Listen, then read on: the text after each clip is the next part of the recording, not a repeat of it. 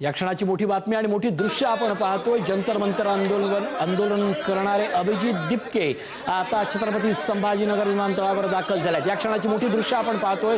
खरं तर एका आंदोलनानं पुन्हा देशातली तरुणाई ढवळून निघाली होती। शिक्षण व्यवस्थेवर प्रश्नचिन्ह उपस्थित झाले होते। त्या अभिजित दिपकेंची भावुक दृश्य आपण पाहतोय। त्यांची आई आणि अभिजित दिपके यांची अतिशय महत्त्वाची दृश्य या क्षणाची। अभिजित दिपकेंचं छत्रपती संभाजीनगरमध्ये अभिजित दिपके आणि त्यांची आई वडील आपल्याला या दृश्यामध्ये दिसत आहेत। खरं तर आपल्या एका मुलानं या देशातल्या तरुणाईसाठी मांडलेला हा एल्गार आहे अशा शब्दात काही दिवसापूर्वी अभिजित दिपकेच्या आई वडिलांनी आपल्या भावना व्यक्त केल्या होत्या। आणि आज अभिजित दिपके संपूर्ण आंदोलन यशस्वी करून पुन्हा आपल्या जन्मभूमीत परतलेले आहेत। छत्रपती संभाजीनगरमध्ये अभिजित दिपकेंचं जोरदार स्वागत होत आहे।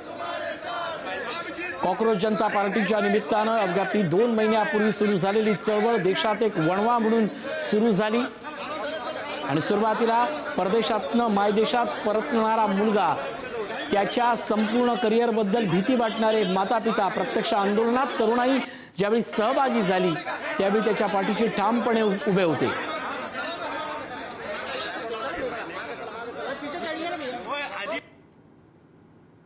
अभिजित दिपके छत्रपती संभाजीनगरमध्ये दाखल झाले। त्यांची पहिली प्रतिक्रिया आपण अतिशय थोड्याच वेळात ऐकणार आहोत। या क्षणाची मोठी बातमी आपण पाहतोय। जंतर मंतरवरील यशस्वी आंदोलनानंतर अभिजित दिपके छत्रपती संभाजीनगरमध्ये त्यांचं आगमन झालंय।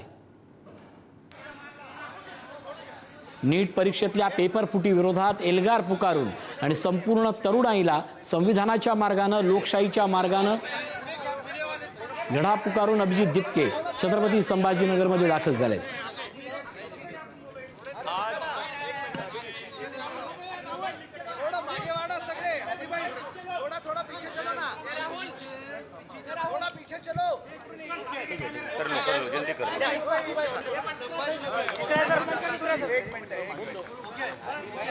आज 40 दिवसानंतर, जवळपास 40 दिवसानंतर आणि एका लंब्या संघर्षानंतर मी माझ्या घरी आलो। याचा मला खूप आनंद आहे। आज जेव्हापासून इंडियामध्ये वापस आलो होतो तेव्हापासून आंदोलनच चालू होते। आधी वेगळ्या राज्यात चालू होते, नंतर मागच्या 36 दिवसापासून जंतर मंतरवर आम्ही बसलेलो होतो आणि त्या मेहनतीला कुठे ना कुठे यश आले। देशातल्या सगळ्या विद्यार्थ्यांचा विजय झालेला आहे, त्याबद्दल खूप आनंद आहे। आणि आज जवळपास 40 दिवसानंतर घरी येतोय, आईवडिलांना भेटतोय, याचा मला खूप आनंद आहे। आणि दुसरी एक गोष्ट ही महत्त्वाची की जी सरकार आहे, सरकारने सुधारावं। 20 जुलैला जो तुम्ही रस्त्यावर रक्त वाहिलं स्टुडंट्सचं, ते अतिशय वाईट होतं। तुमचं तेवढं रक्तही जर वाहून मन भरलं नसेल, त्यामुळे तुम्ही स्टुडंट्सला अजून पण तंग करताय का? वेगळ्या राज्यात मी बघतोय भरपूर स्टुडंट्सला पोलीस घरी जाऊन तंग करते, अरेस्टच्या धमक्या देते, डिटेनच्या धमक्या देते। ते स्टुडंट्स का आतंकवादी नाही आहे, ते आपल्या देशाचं भविष्य आहे। आपल्या देशाच्या भविष्याला जर या सरकारला असंच तंग करायचं असेल तर ह्या स्टुडंट्सनी आता फक्त धर्मेंद्र प्रधानचा राजीनामा घेतला आहे। उद्या जाऊन ते सरकारी बदलतील जर ही सरकार आता लाईनीवर आली नाही तर। धन्यवाद।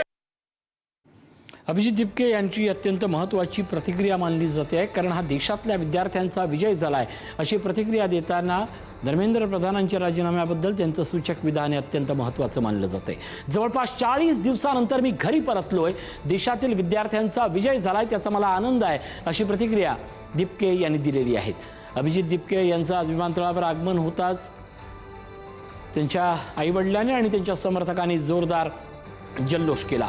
ही मोठी दृश्य आपण पाहतोय छत्रपती संभाजीनगरहून। अभिजित दिपके यांचं आज दिल्लीहून थेट छत्रपती संभाजीनगरमध्ये आगमन झालंय।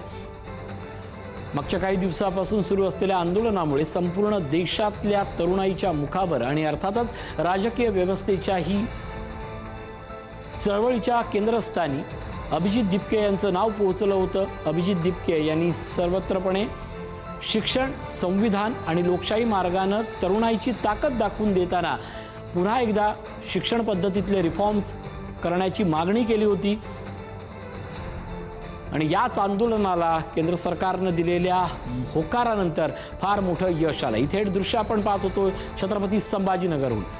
जंतर मंतरवरील यशस्वी आंदोलनानंतर अभिजित दिपके यांचं छत्रपती संभाजीनगरमध्ये आगमन झालंय। आईवडिलांची गळाभेट घेतल्यानंतर अभिजित दिपके आता पुन्हा आपल्या निवासस्थानाकडे मार्गस्थ झाले आहेत। इथे दृश्य आपण पाहतोय।